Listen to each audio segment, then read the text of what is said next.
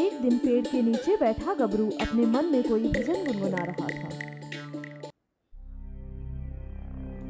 और तभी उसी मार्ग से एक पंडित जी गुजरे। धूप बहुत तेज थी। पंडित जी ने एक नदी में स्नान किया और एक पेड़ के नीचे ध्यान करने के लिए बैठ गए। एक हाथ से नाक दबाकर बहुत देर तक बैठे रहे। ध्यान समाप्त होने के बाद पंडित जी ने अपने झोले से प्रसाद निकाला और खा पीकर वहां से चल दिए। दूर खड़ा गबरू यह सब बहुत देर से देख रहा था। पंडित जी को जाता देख गबरू उनके पास पहुंचा और बोला, राधे राधे पंडित जी। आयुष्मान भव पुत्र। पंडित जी, आप कहाँ पर रहते हैं? पुत्र, मैं कृष्ण की नगरी गोकुल में रहता हूँ। आप इधर कहाँ जा रहे हैं महात्मन? मैं गोकुल से द्वारिका जा रहा हूँ। वहाँ पर मेरे कुछ शिष्य हैं, मैं उन्हीं के पास जा रहा हूँ। यदि आप रुष्ट न हो तो क्या मैं आपसे एक बात पूछ सकता हूँ गुरुवर? बिल्कुल पूछो पुत्र। महात्मन, अभी आप नाक बंद कर कर क्या कर रहे थे? मैं नाक बंद करके भगवान का दर्शन कर रहा था। ठीक है पंडित जी, बहुत बहुत धन्यवाद यह बात मुझे बताने के लिए। इसके बाद मगरू ने भी नदी में स्नान किया। इसके बाद पेड़ के नीचे पालथी मारकर बैठ गया और फिर नाक भी पकड़ ली, परंतु उसे कुछ ना दिखाई दिया।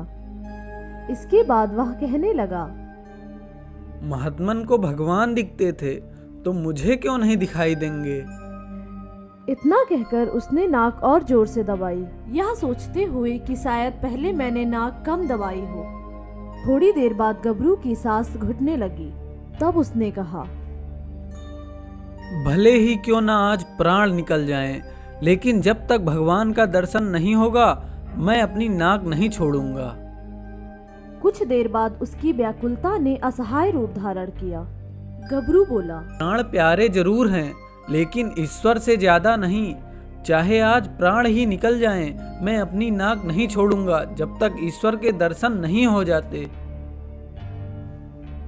इतना सोचते हुए गबरू ने अपनी नाक और तेजी से दबाई। किसी ने ठीक ही कहा है, प्राण की डोर भगवान के सिंहासन से बंधी होती है, क्योंकि प्राण का रूप सांप जैसा है। इसीलिए समस्त सांपों के यानी समस्त प्राणी के समूह शेष नाग पर भगवान विष्णु जी सदा विराजमान रहते हैं। गबरू के मौत का खटका भगवान विष्णु के सिंहासन तक पहुंचा। तब भगवान ने देखा अहीर का एक लड़का नाक दबाए जंगल में बैठा है। तब भगवान विष्णु ने माया से पूछा और माया ने सारा माजरा बता दिया। लक्ष्मी के नाम से भगवान विष्णु के पास योग माया सदा विराजमान ही रहती हैं। मंगरू की मौत अभी आई नहीं है, लेकिन वह मर जाएगा, उसे दर्शन देना चाहिए। भगवान ने मगरू के सामने प्रकट होकर कहा, आंखें खोलो पुत्र, मैं आ गया। यह सुनकर मगरू ने अपनी आंखें खोली और नाक भी छोड़ दी। कुछ देर सांस लेकर वह बोला, आप कौन हैं? मैं भगवान हूँ। इसका क्या सबूत कि आप ही भगवान हैं? तुम जैसा चाहो सबूत ले लो। मैं उन पंडित जी को बुला लाता हूँ, अभी वह बहुत दूर नहीं गए होंगे। अगर वह कह देंगे कि आप भगवान हैं तो मैं मान लूँगा, क्योंकि उन्होंने भगवान के दर्शन किए हैं। जब तक मैं पंडित जी को लेने जाऊँ, अगर आप कहीं खिसक गए तो? नहीं, मैं खड़ा रहूँगा यहीं। अनजाने व्यक्ति का क्या भरोसा, मैं आपको इस आम के पेड़ से बांध कर जाऊंगा। भगवान बेचारे खुद ही पेड़ के पास जाकर खड़े हो गए। मगरू उठा और गाय की गर्दन से रस्सी खोल ली और भगवान विष्णु को पेड़ से बांध दिया। लगभग 1.25 किलोमीटर दौड़ने पर उसे पंडित जी दिखाई पड़े। उसने चिल्लाते हुए आवाज लगाई, पंडित जी, चलकर देख लो, तुम्हारे वाले भगवान यही हैं कि कोई और हैं? मैंने उनको आम के पेड़ से बांध दिया है। पंडित जी ने आवाज तो सुनी, लेकिन वह कुछ भी नहीं समझ पाए। जब पंडित जी ने पीछे मुड़कर देखा तो वही लड़का दौड़ते हुए आ रहा है जो नदी किनारे मिला था। पंडित जी ने सोचा, यह युवक है, मैं बूढ़ा हूँ, कहीं यह मेरा झोला छीनने ना आता हो।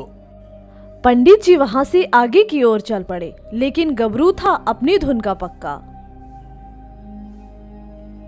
उसने दौड़कर पंडित जी का हाथ पकड़ लिया, लेकिन लाचारी के कारण पंडित जी आम के पेड़ के पास आए। देखो पंडित जी, यही भगवान है ना?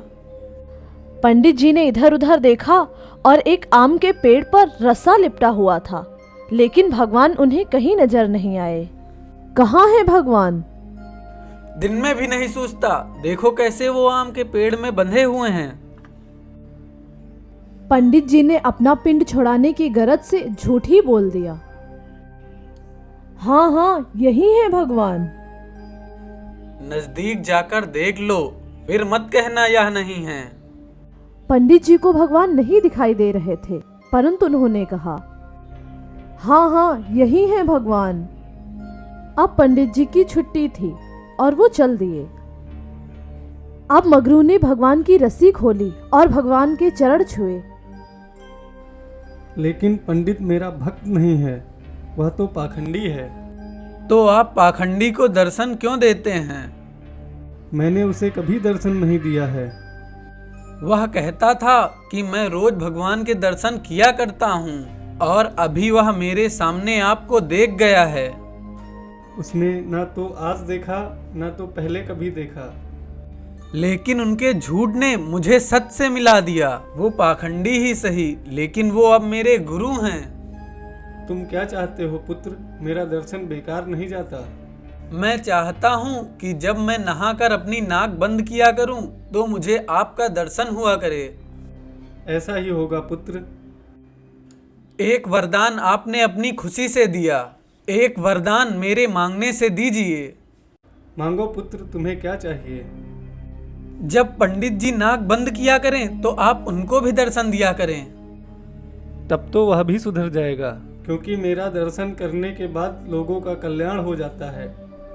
गबरू, तुम धन्य हो, तुमने अपने साथ साथ अपने गुरु का भी उद्धार किया। सदैव गुरु ही चेले का उद्धार किया करते हैं। आज चेले ने गुरु का उद्धार कर दिया। धीरे धीरे समय गुजरता गया। 1 साल बाद वही पंडित जी फिर उसी मार्ग से निकले। गबरू पहले की तरह गाय ही चरा रहा था। फिर दोनों ने एक दूसरे को देखा। गुरुजी प्रणाम। मैं तुम्हारा गुरु कैसे? आप मेरे गुरु हैं, क्योंकि आपने मुझे भगवान से मिलाया है। आप मेरे गुरु हैं क्योंकि आपने ही मुझे भगवान से मिलाया है। मैं पहले पाखंडी था, लेकिन तुम्हारी वजह से ही भगवान मुझे दर्शन दिए। मैं अहीर हूँ और आप ब्राह्मण हैं, मैं आपका गुरु कैसे हो सकता? आप ब्राह्मण हैं और मैं अहीर हूँ। मैं मूर्ख था और आपने मुझे पंडित बनाया। मैं पाखंडी था और तुमने मुझे भक्त बनाया।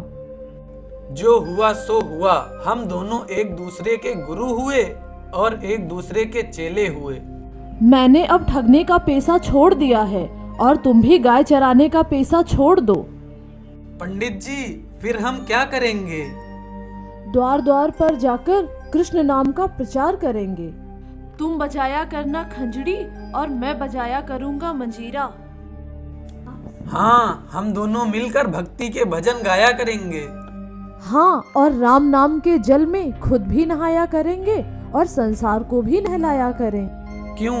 मेरा गुरु एक पंडित है और तुम्हारा गुरु एक अहीर है, इसलिए। हाँ, बिल्कुल ऐसा ही। फिर कृष्ण की नगरी गोकुल में 2 पंडित भजन गाते नजर आने लगे। जब वे गाते तो सुनने वालों का तांता लग जाता, वे भी मगन हो जाते और सुनने वाले भी मस्त हो जाते। भगवान की लीला विचित्र है। भगवान को भी धन्य है और उन भक्तों को भी धन्य है।